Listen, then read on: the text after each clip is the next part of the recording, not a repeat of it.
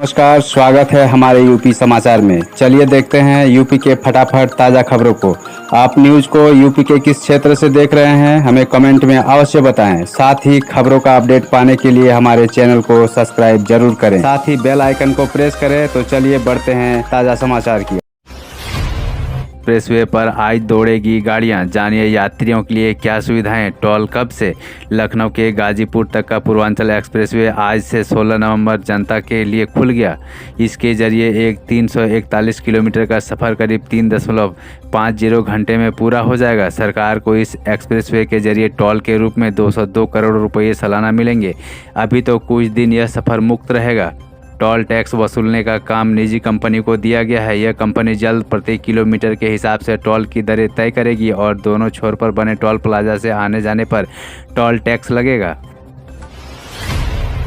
Free ration, 30,000 ration card cancel, अब नहीं मिलेगा इन्हें मुफ्त में गेहूं और चावल।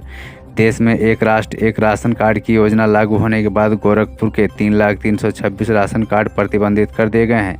राशन कार्ड के आधार से सीडिंग कराए जाने के बाद 3,326 ऐसे राशन कार्डों को चिन्हित किए गए जिनके परिवार के एक अथवा उससे अधिक सदस्यों के नाम गोरखपुर के अलावा देश के अन्य राज्यों में भी राशन कार्ड में दर्ज है।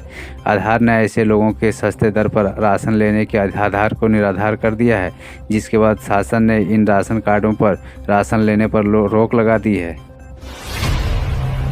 लखनऊ वाराणसी शटल ट्रेन में बुकिंग शुरू, जानिए किराया। प्रधानमंत्री के संसदीय क्षेत्र में पहली शटल सेवा की ट्रेन वाराणसी से लखनऊ के बीच 17 नवंबर से शुरू हो रही है। इस ट्रेन में सीटों की बुकिंग खोल दी गई है। इस ट्रेन की खास बात यह होगी कि वर्तमान में चल रही ट्रेनों से कम समय में यह लखनऊ से वाराणसी और वाराणसी से लखनऊ 4 घंटे 10 मिनट में पहुँचेगी। इस ट्रेन में 14 कोच जनरल के व 1 कोच चेयर कार के होंगे, जिसमें यात्रियों को जनरल का किराया 135 व चेयर कार का किराया 480 रुपये देना होगा।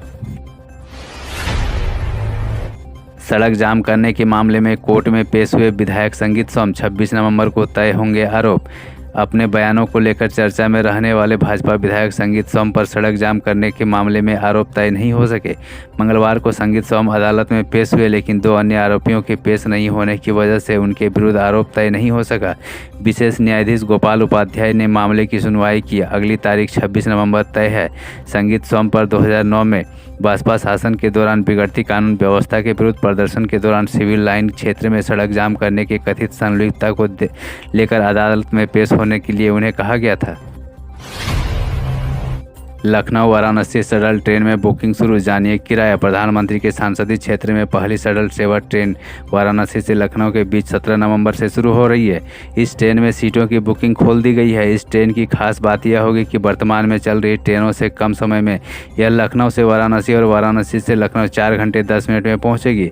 इस ट्रेन में 14 जनरल कोच के व 1 कोच एयरयान के होंगे, जिसमें यात्रियों को जनरल का किराया 135 व एयरयान का किराया 480 रुपये देना होगा।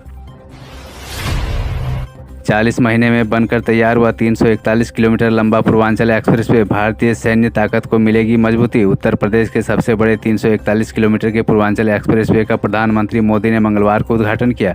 करीब 22,000 करोड़ की लागत से तैयार हुआ पूर्वांचल एक्सप्रेसवे का उद्घाटन करने के बाद एक जनसभा को संबोधित करते हुए पीएम मोदी ने कहा, 3 साल पहले जहाँ केवल जमीन थी, वहाँ आज इतना आधुनिक एक्सप्रेसवे गुजर रहा है। यह यूपी के विकास का एक्सप्रेसवे है। आपको बता दें कि इस एक्सप्रेसवे का शिलान्यास 14 जुलाई 2018 को पीएम के हाथों करवाया गया था। कांग्रेस के पूर्व सीएम श्रीपति मिश्रा के अपमान का जिक्र कर पीएम मोदी ने यूपी में चला ब्राह्मण card. PM Narendra Modi UP के सुल्तानपुर में पूर्वांचल एक्सप्रेसवे का उद्घाटन करने पहुंचे थे, लेकिन यहां एक तरह से चुनावी बिगुल भी फूंकते दिखे। उन्होंने अपने भाषण में अखिलेश यादव और समाजवादी पार्टी पर इशारों में निशाना साधते हुए कहा कि वह वोटों के डर से मेरे बगल में खड़े होने से भी डरते हैं। इसके साथ ही उन्होंने सुल्तानपुर जिले के ही रहने वाले कांग्रेस के पूर्व सीएम श्रीपति मिश्रा के अपमान का भी जिक्र कर दिया। एक्सप्रेसवे पर एयर शो, कमांडोज लेकर उतरा AN-32, सुखोई राफेल ने दिखाई ताकत। पूर्वांचल एक्सप्रेसवे के उद्घाटन के बाद पीएम मोदी और सीएम योगी के सामने ही हवाई वायुसेना के लड़ाकू विमानों की ताकत का एहसास कराने का साथ ही करतब दिखाया। सुल्तानपुर में बनी हवाई पट्टी पर राफेल, सुखोई और मिराज जैसे लड़ाकू विमानों का टच एवं गो ऑपरेशन हुआ। विमानों के आकाश में अंग्रेजी के 8 का आकार बनाते हुए तिरंगा भी बनाकर लोगों की तालियां बटोरी। 3.2 किलोमीटर लंबी हवाई पट्टी के पास ही मिराज में फ्यूल भी भरा गया। करीब 40 मिनट के एयर शो में 30 लड़ाकू विमानों ने करतब दिखाए। मंत्री की प्रस्तावित रैली की तैयारियों को जांचने महोबा जाएंगे सीएम योगी। बुंदेलखंड के महोबा में 19 नवंबर को आयोजित प्रधानमंत्री नरेंद्र मोदी की जनसंकल्प रैली की तैयारियों का सूबे के मुख्यमंत्री योगी आदित्यनाथ बुधवार को जायजा लेंगे।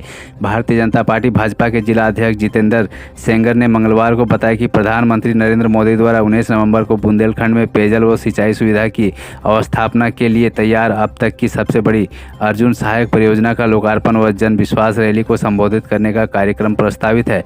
इसी सिलसिले में मुख्यमंत्री बुधवार को महोबा पहुंच मुख्यालय में पुलिस लाइन के समीप पीएम की जनसभा के लिए तैयार किए जा रहे ग्राउंड का स्थलीय निरीक्षण करेंगे। बीएचयू को 8 माह बाद मिला पूर्णकालिक कुलपति। पद्मश्री अवार्डी हैं प्रोफेसर सुधीर कुमार जैन। बीएचयू को 8 महीने के इंतजार के बाद पूर्णकालिक कुलपति डॉक्टर मिला। आईआईटी गांधीनगर के निदेशक प्रोफेसर सुधीर कुमार जैन को यह जिम्मेदारी सौंपी गई है। इस संबंध में राष्ट्रपति भवन से 13 नवंबर को शासनादेश जारी हुआ। भूकंप वैज्ञानिक प्रोफेसर सुधीर को बीते 8 नवंबर को पद्मश्री से नवाजा गया है। 62 वर्षीय प्रोफेसर जैन भूकंपीय डिजाइन कोड को गतिविधियों एवं इमारतों की गतिशीलता के क्षेत्र में गहन अनुसंधान के विशेषज्ञ माने जाते हैं।